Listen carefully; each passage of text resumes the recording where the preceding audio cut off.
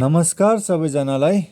आज म electric circuit and मेसिनको ब्याचलर इन सिभिल इन्जिनियरिङको थर्ड सेमको यो इम्पोर्टेन्ट क्वेसन लिएर उपस्थित भएछु। यो करेन्ट भोल्टेजवाला च्याप्टरबाट के भनेछ, अल्युमिनियम वायर हाम्रो 7.5 मिटर लङ छ, is connected in parallel with a copper wire. Aluminium वायरको लेन्थ दिएछ 7.5 मिटर, यसलाई कपर वायरसँग प्यारलेल कम्बिनेसनमा कनेक्ट गरेको छ। 6 मिटरको लेन्थ छ कपरको, अनि 5 एम्पियरको करेन्ट पास भएको छ कम्बिनेसनबाट, होइन।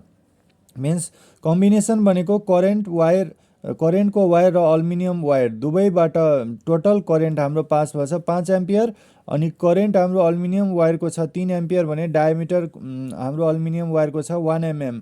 अनि भनेछ determine the diameter of the copper wire. Copper वायरको डायमिटर निकाल्न भनेछ। रेजिस्टिभिटी अफ कपर वायर हाम्रो 0.017 माइक्रो ओम मिटर दिएछ, होइन। त यो अल्युमिनियमको हाम्रो 0.028 माइक्रो ओम मिटर दिएछ।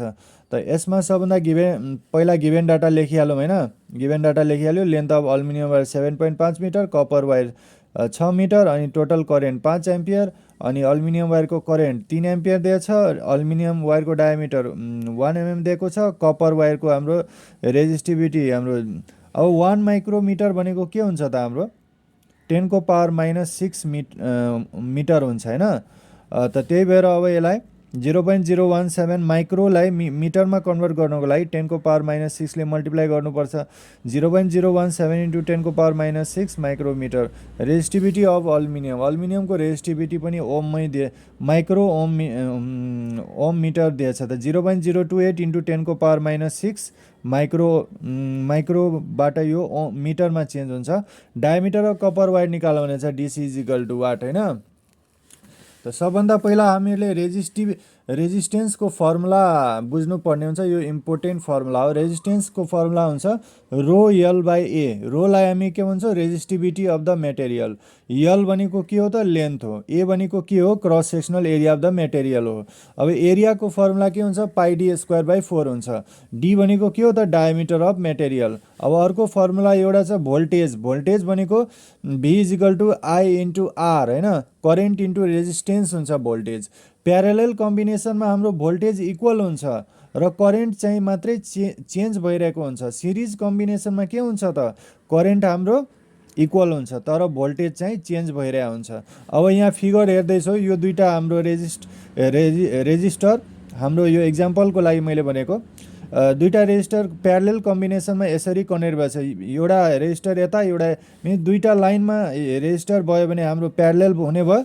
एउटै लाइनमा दुईवटा रेजिस्टेन्स भयो भने त्यो चाहिँ सिरिज कम्बिनेसन हुने भयो। त अब फर्मुला यो लगाइहाल्छौँ हामी। अल्युमिनियमको रेजिस्टेन्स निकाल्छौँ। रेजिस्टेन्स अफ अल्युमिनियम निकाल्दाखेरि rho into L into L into L by A into L.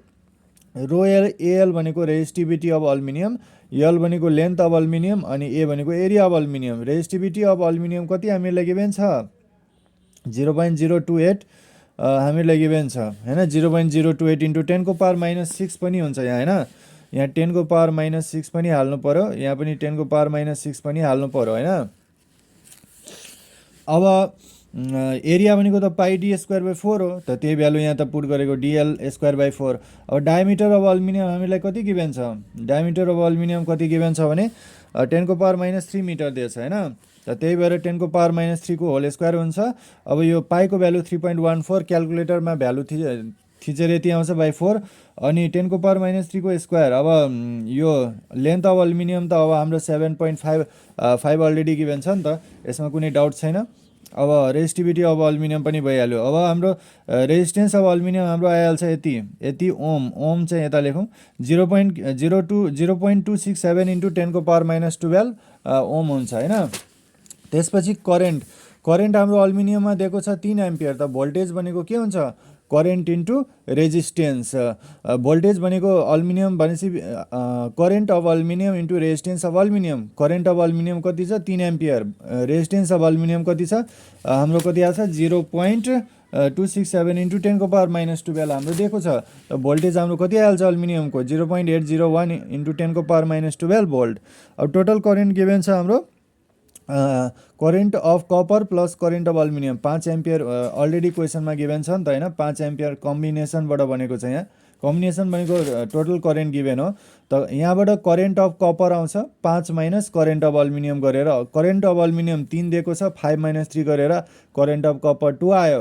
अब रेजिस्टेन्स अफ कपर यसको पनि रेजिस्टेन्स निकाल्नुपर्छ। रेजिस्टेन्सको फर्मुला मैले भने rho equal to R equal to rho L by A अनि यो रेजिस्टिभिटी अफ कपर 0.07 इन्टु 10 को पावर माइनस 6 क्वेसनमा अलरेडी गिभेन छ होइन 0.07 इन्टु 10 को पावर माइनस 6 यहाँ छ यही भ्यालु त यहाँ पुट गरेको हो।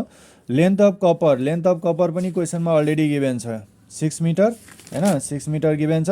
अब एरिया अफ कपर त गिभेन छैन मैले डायमिटर अफ कपर निकाल्नको लागि पहिला एरिया निकाल्नुपर्छ त पहिला भोल्टेज निकालिहाल्छु। भोल्टेज अफ कपर वायर भनेको हाम्रो के हुन्छ करेन्ट इन्टु रेजिस्टेन्स करेन्ट हाम्रो 2 दिएछ रेजिस्टेन्स हाम्रो 0.07 इन्टु 10 को पावर माइनस 6 हाम्रो हुन्छ त इन्टु यो 6 पनि हाम्रो आइहाल्यो। अब एरिया अफ कपर निकाल्यो भने डायमिटर अफ कपर पनि आइहाल्छ होइन किनभने एरिया अफ कपर भनेको पाई डी स्क्वायर बाई 4 हो नि त होइन त त्यही भएर अब दुईवटा रेजिस्टेन्स अब वायरहरू के भएको छ हाम्रो प्यारलेल कम्बिनेसनमा कनेक्सन भएको छ भने के हुन्छ एउटा रेजिस्टेन्स यता हुन्छ एउटा यता हुन्छ रेजिस्टेन्स अफ अल्युमिनियम यता भयो रेजिस्टेन्स अफ कपर प्यारलेल कम्बिनेसनमा दुईटाको भोल्टेज इक्वल हुन्छ। यसको भोल्टेज मैले एएल माने होइन यसको भोल्टेज मैले कपरको भिसी माने त प्यारलेल कम्बिनेसनमा भोल्टेज मैले के भनेको थिएँ इक्वल हुन्छ भोल्टेज इक्वल पार्नु पऱ्यो होइन।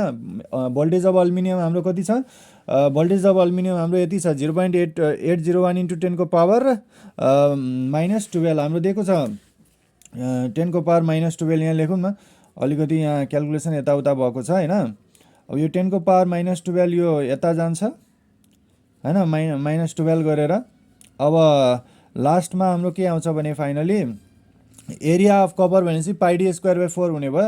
अब यो 10 को पावर 12 यता गएपछि हाम्रो के भइहाल्छ यो माइनस चाहिँ साइन चाहिँ हुँदैन यहाँ पनि माइनस हुँदैन 10 को पावर 6 भइहाल्छ होइन 10 को पावर यो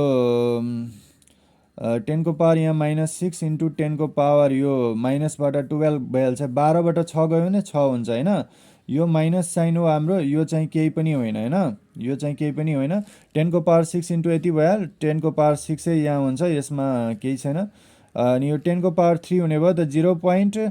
अब हाम्रो पाई डिसी स्क्वायर बाई 4 अब यो 4 यता जाने भयो पाई यता जाने भयो अनि DC square equal to 0.323 into यति भयो स्क्वायर रुट निकालेर 0.568 इन्टु अब 10 को पावर 6 छ भने त 10 को पावर 3 को स्क्वायर गऱ्यो भने त यो स्क्वायर रुटबाट त स्क्वायर हटिहाल्छ नि त 10 को पावर 3 गरेर 0.568 इन्टु 10 को पावर 3 मिटर हाम्रो आइहाल्छ हाम्रो फाइनली डायमिटर अफ कपर त हाम्रो डायमिटर अफ कपर नै क्वेसनमा निकाल्न भनेको छ होइन त त्यो हाम्रो आइसक्यो त हस्त साथीहरू यो भिडियो चाहिँ सकियो। अब नेक्स्ट भिडियोमा अर्को न्युमेरिकल लिएर उपस्थित हुने नै छु तबसम्मको लागि गुड बाई टेक केयर।